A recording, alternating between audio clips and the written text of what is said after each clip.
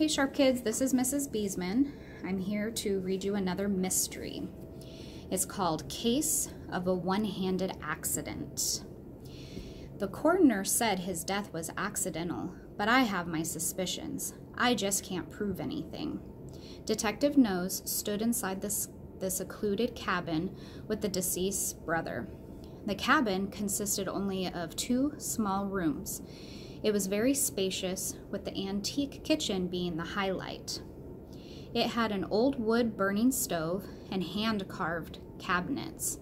On the blue-stained counters sat some food, including some freshly opened canned goods, some apples, a few dirty dishes, and a handheld can opener. The common area was small, with a couch and a table. The second room was tucked away in the back. In it, there was a single bed covered with an exquisite handmade quilt and a plain brown desk. The deceased's body had been removed just a short hour ago. So tell me, what led you to conclude that his death wasn't accidental after all? Detective Nose asked. My brother was a handicapped man. He recently lost his arm in a horrible mechanical accident. Ever since then, he's required a nurse to help him out with even the simplest of tasks. I am really sorry to hear that, Nose interrupted. Please continue.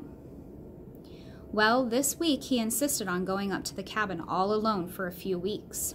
He was determined to prove to everyone that he hadn't lost his independence. He had only been gone for a few days, and because there is no phone out here, I decided to come and check on him, even though he insisted on spending the week alone. I was worried about him.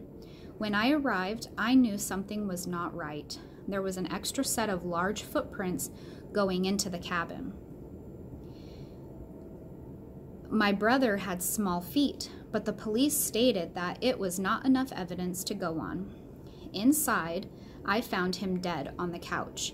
I must admit that it was common knowledge that he owned this cabin, but my brother was afraid to tell anyone because he didn't want anybody to know where he was going. They might try and stop him. I was the only person who knew where he was, and that was because I was more than just his brother. I was his best friend.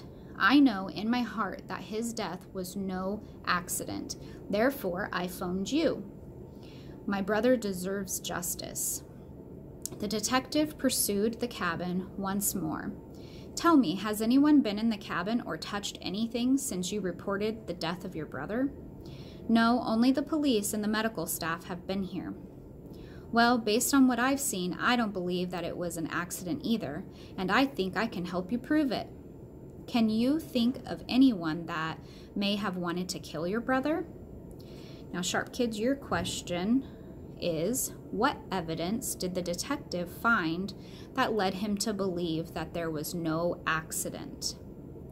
So, evidence from the story that made the detective think that it was no accident.